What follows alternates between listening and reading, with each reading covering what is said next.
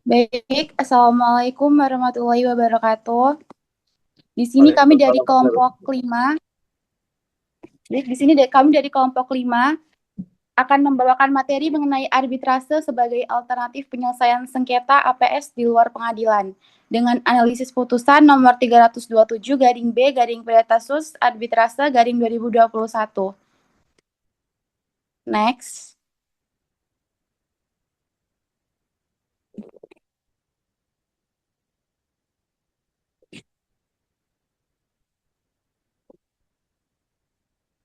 Sebelumnya, perkenalkan anggota kami. Di sini ada saya sendiri, Ajeng Fadila Putri dengan NPM 2212011357.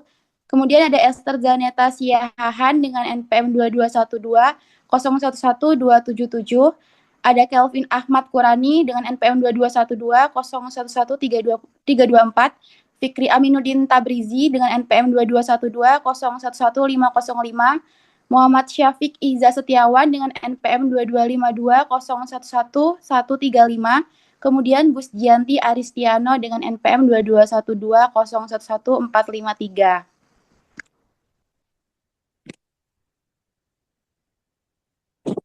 Oke, materi yang pertama mengenai latar belakang akan disampaikan oleh teman saya. Baik, di sini saya berkesempatan untuk menjelaskan tentang latar belakang dari makalah yang telah kita buat. Eh, Pertumbuhan ekonomi yang sangat pesat di Indonesia telah meningkatkan potensi potensi sengketa bisnis yang dapat mengancam keberlangsungan perusahaan. Meskipun penyelesaian sengketa melalui pengadilan seringkali memakan waktu, biaya tinggi, dan kompleks, arbitrase menjadi alternatif yang menarik karena menawarkan proses yang lebih cepat, fleksibel, dan rahasia. Dan putusan yang final serta mengikat. Arbitrase ini diatur dalam Undang-Undang Nomor 30 Tahun 1999 dan memerlukan kesepakatan tertulis. Namun dalam prakteknya, pihak yang tidak puas dengan putusan arbitrase kadang masih menempuh jalur hukum formal, seperti yang akan dianalisis dalam presentasi ini, yaitu studi kasus putusan nomor 327 garing B garing PDT sus garing arbiter garing 2021. Mungkin cukup dari saya.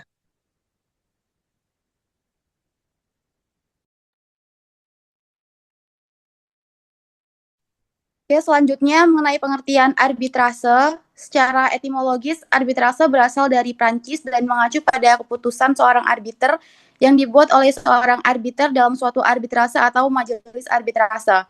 Nah, pengertian arbitrase sendiri ini dijelaskan pada pasal 1 ayat 1 Undang-Undang Nomor 30 Tahun 1999 tentang arbitrase dan alternatif penyelesaian sengketa yang berbunyi arbitrase adalah cara penyelesaian suatu sengketa perdata di luar peradilan umum yang didasarkan pada perjanjian arbitrase yang dibuat secara tertulis oleh para pihak yang bersengketa. Kemudian intinya arbitrase ini adalah bentuk pengadilan privat. Inti signifikan dalam pemilihan pengadilan atau arbitrase yaitu jika pengadilan biasanya bersifat adversial atau bisa disebut saling melakukan perlawanan, menimbulkan masalah baru, lambat, biayanya juga cukup mahal, tidak responsif, dan ketika sudah diputuskan dapat timbul permusuhan, sedangkan arbitrase mencari solusi bersama, yang dimana rahasianya terjamin, atau kasusnya dan atau kerahasiaan kasus dan datanya terjamin. Dan yang pasti hemat waktu dan biaya.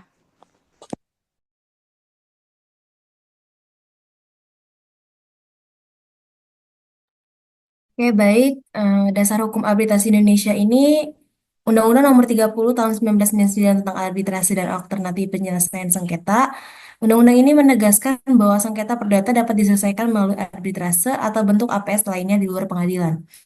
Karakteristik fundamental dari arbitrase ini adalah adanya kesepakatan sukarela antara para pihak untuk menyerahkan sengketanya kepada proses arbitrase. Proses arbitrase ini berjalan di luar sistem peradilan formal, yang berarti pengadilan negeri pada prinsipnya tidak memiliki yurisdiksi atas sengketa yang telah disepakati untuk diselesaikan melalui arbitrase. Undang-undang arbitrase memberikan ruang yang sangat terbatas bagi pihak yang tidak puas untuk mengajukan permohonan pembatalan putusan arbitrase ke pengadilan negeri, namun hanya atas dasar alasan-alasan tertentu yang diatur secara limitatif.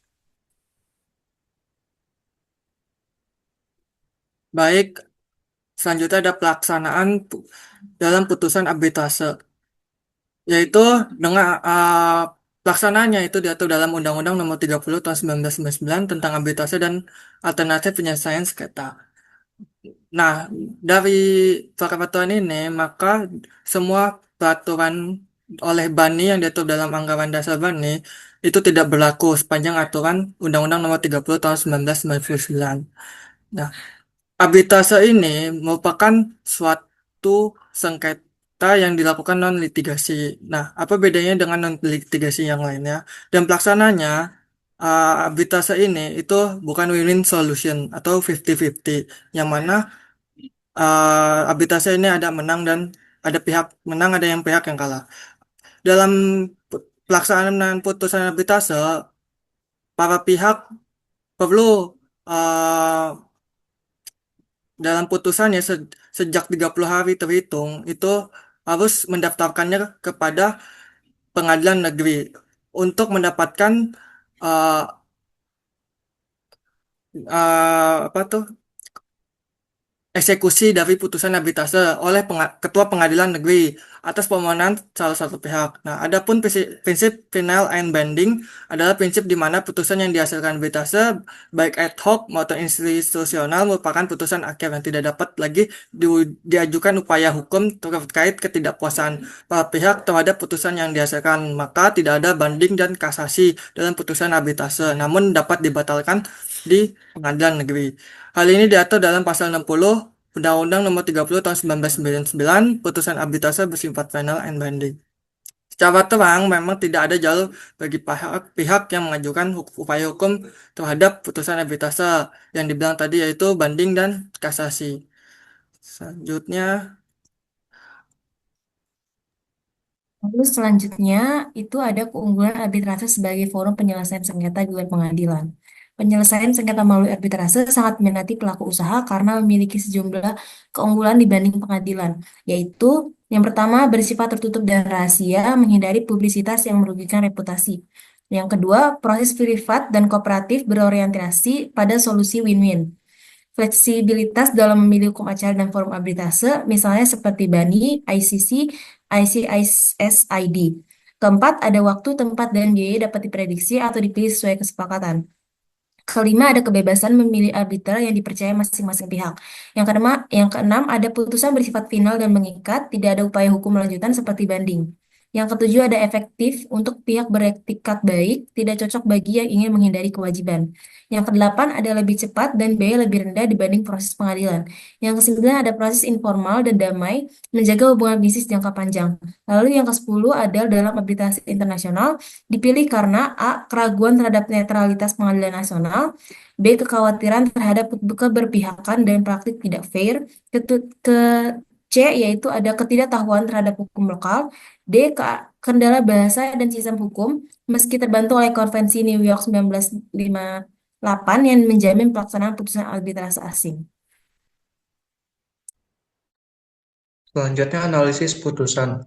Sebelumnya Mahkamah Agung menolak permohonan kasasi dari pemohon kasasi atau tergugat dalam arbitrase, yang berarti Mahkamah Agung menguatkan putusan Pengadilan Tinggi yang sebelumnya menguatkan putusan Badan Arbitrase Nasional Indonesia atau BANI.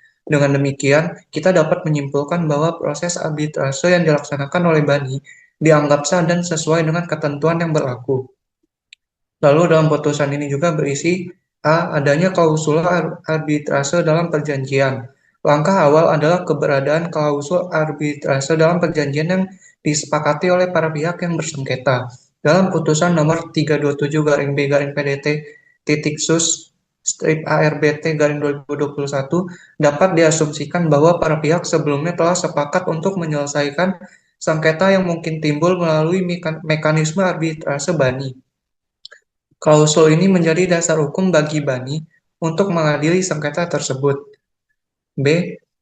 Pengajuan permohonan arbitrase. Pihak yang merasa dirugikan atau pemohon arbitrase mengajukan permohonan arbitrase kepada BANI. Permohonan ini biasanya berisi identitas para pihak, dasar gugatan, uraian sengketa, uraian singkat sengketa, dan tuntutan pemohon. Permohonan juga melampirkan salinan perjanjian yang memuat klausul arbitrase. Setelah putusan keluar, untuk memberikan kepastian hukum kepada pihak lawan, berdasarkan ketentuan pasal 72 ayat 4 Undang-Undang Arbitrase, dinyatakan bahwa terhadap putusan pembatalan dari pengadilan negeri dapat diajukan permohonan banding ke Mahkamah Agung yang memutus dalam tingkat pertama dan terakhir. Mungkin cukup sekian.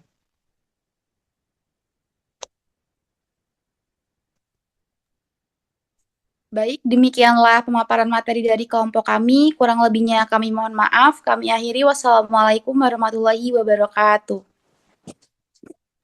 Waalaikumsalam warahmatullahi wabarakatuh.